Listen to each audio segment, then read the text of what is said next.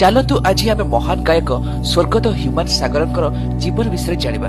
25 November 1990ରେ Balangir ଟିଟଲାଗଡ଼ରେ ଜନ୍ମିଥିଲେ Humane Sagar.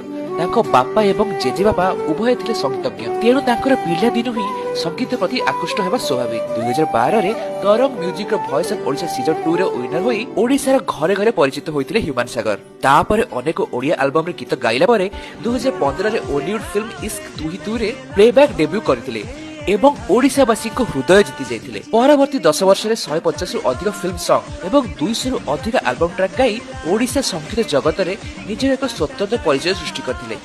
2017ରେ voice of Odisha କୋ କଣ୍ଟେଷ୍ଟେଣ୍ଟ ଶ୍ରେୟା ମିଶ୍ରଙ୍କ ସହ ବିବାହ ହୋଇ ଗୋଟେ କନ୍ୟାର ପିତା ସେ ହୋଇଥିଲେ। କିଛି ଦିନ ପରେ ତାଙ୍କର ବିବାହ ବିଚ୍ଛେଦ ମଧ୍ୟ ହୋଇଥିଲା। 2025 17 ନଭେମ୍ବର ସୋମବାର ରାତିରେ ଏମ୍ସ ଭୁବନେଶ୍ୱରରେ ମଲ୍ଟି ଅର୍ଗାନ ଡିସଫଙ୍କସନ ଯୋଗୁଁ 34 ବର୍ଷର ଏହି ଲୋକପ୍ରିୟ ଗାୟକର ସ୍ୱର ସବୁଦିନ ପାଇଁ ଶାନ୍ତ ହୋଇଗଲା।